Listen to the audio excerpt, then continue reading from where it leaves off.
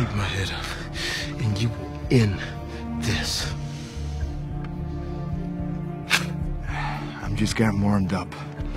This is Von Clausewitz shit. Total fucking war. I'm gonna pull the whole thing down. I'm gonna bring the whole fucking diseased, corrupt temple down on your head.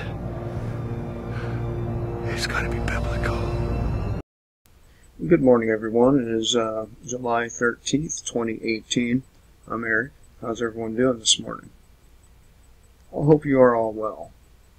I'm here at Zero Hedge, and the article is America's Addictions, Opiates, Donald Trump, and War. Of course, you'll get my spin on this, and let's get started.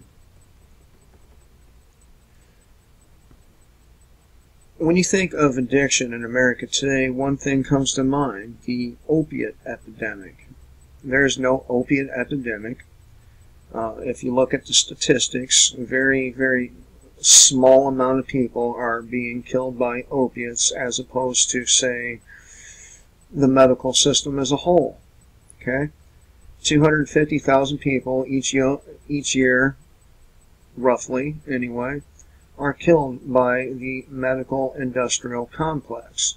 So, you know, this so-called opiate epidemic is not. It's not an epidemic, and if people want to kill themselves, let them. According to the National Center for Health Statistics, almost 64,000 Americans died of opiate overdose in 2016. And again, 250,000 killed by the medical industry. And they say that's more than died in Vietnam War. An average of 175 people a day. And by the way, there's roughly 240 species on this planet going extinct every day. So, you know, that 175 people a day, while it is a terrible thing that these people are dying, it is not something that should be called an epidemic. In that year, the Substance Abuse and Mental Health Services Administration estimated that 11.5 million Americans misused pain medications. What do they mean by misused? Anyway, I mean, for real, I have a bad back, and, you know, if I were to take one of these pills, or 3 of these pills, or whatever, that would be considered me abusing them, which I don't. Only recently, the Surgeon General issued a rare national advisory urging more Americans to carry naloxone, a drug used to revive people overdosing on opiates. Now, I'm not going to try to save somebody who overdosed, okay? They did it to themselves, and if that's what they want, that's what they get. Don't get me wrong. If I see your daughter drowning in a lake or at some body of water, I will jump in and save her. I have. Not your daughter, but a daughter. A couple of times, actually. Don't get me wrong, if there were people in a burning building that needed help, I would run in the burning building and help them. But people who do things to themselves, you know, I'm not going to help them. So, the crisis of addiction has already cost the country an estimated $1 trillion since 2001, and might, in the next 3 years alone, cost more than half that much again. But this is the least dangerous addiction we have. The United States has 2 other crises. In the long run, will cost Americans far, far more, and already have. And they don't get near the attention as the opiate problem. The first is so obvious that no one should have to comment on it. Here's the strange thing, though. It's a rare moment when there's any serious analysis of it or real attention given to it as an addiction.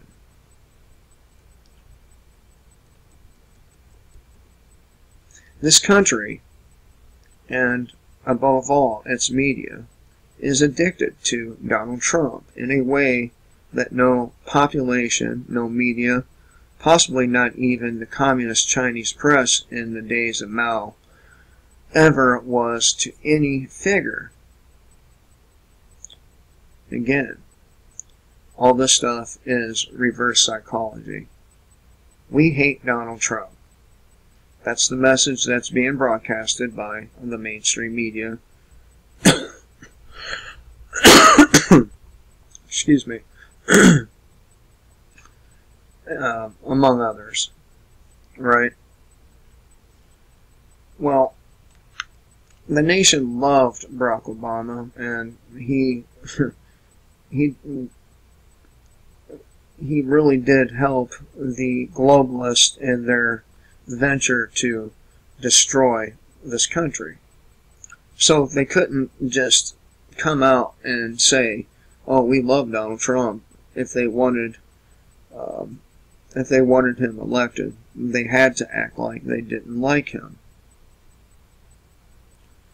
Okay, since he rode that Trump Tower escalator into the presidential race in June of 2015 to the tune of Neil Young's Rockin' in the Free World, and took out after Mexican rapist and future Great Walls, nothing has ever been covered or attended to this extent. So, people are sucking the ass of Donald Trump. Not Donald Trump's 2016 electoral victory, nor his tax reform gift to the 1%, nor his chance to appoint a second Supreme Court justice. None of these, or anything else he's done or is likely to do, will qualify as the truest, deepest, most far-reaching of his triumphs. That can only be the unprecedented way he continues to draw attention.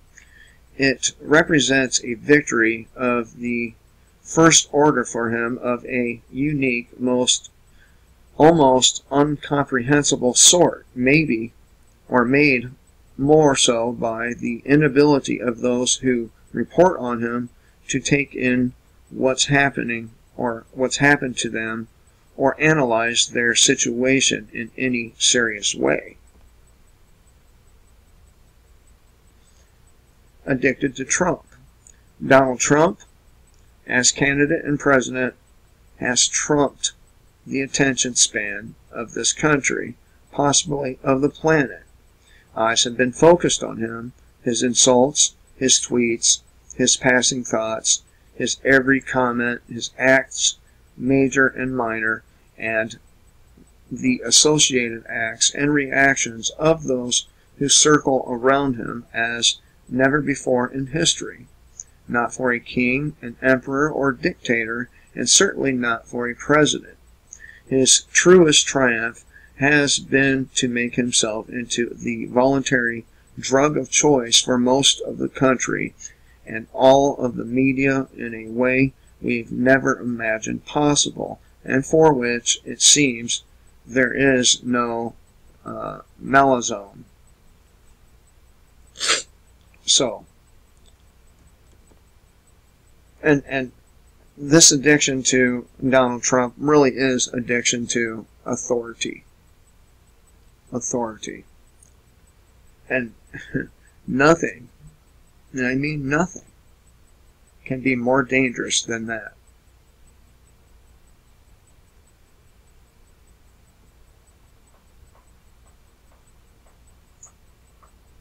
And then, of course, we're addicted to war.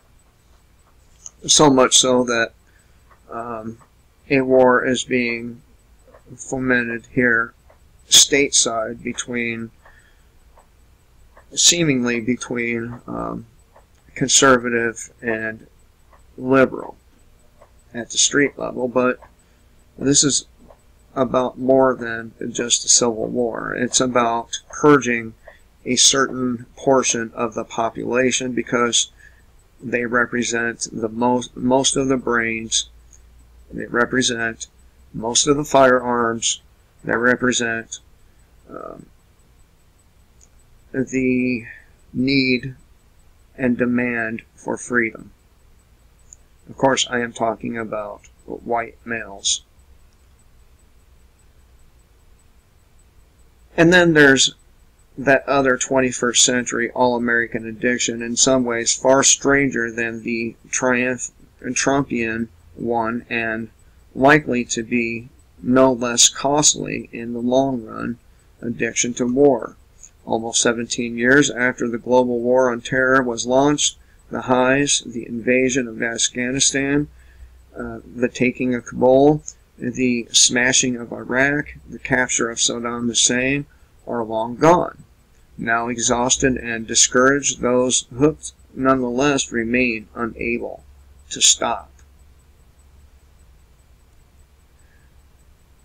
These two things are far, far more dangerous to your life, liberty, and pursuit of happiness than the so-called opiate crisis.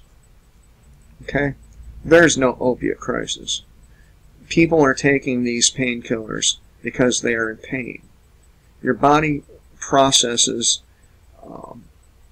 mental pain the very same way it processes physical pain. And if you're taking painkillers, it kills the pain, the psychological pain, along with physical pain. And that's why people are addicted to them. I'm not going to lie. I've been taking these pills for more than 20 years. I don't take them all the time. But when I do, it's because my back is all fucked up. Or maybe, if I'm being honest with myself, it's because I read things every day and see things every day. They're very disturbing, and if I'm being honest with myself, that plays some role in why I would be taking these pills at any given time. But it's not the pills that are killing people. It is the mix of heroin with fentanyl. That is the killer, not necessarily the Oxycontin or the Norco or Lortab or Percocet. It's the heroin and fentanyl mixture that's killing people. So don't let these people fool you. Don't, if you've been prescribed these pain pills, don't throw them away. Put them in your bug-out bag, and because you might need them later on when shit hits the fan. So I thought I'd share this with you. I hope you all have a great day, and remember, kill the state before the state kills you.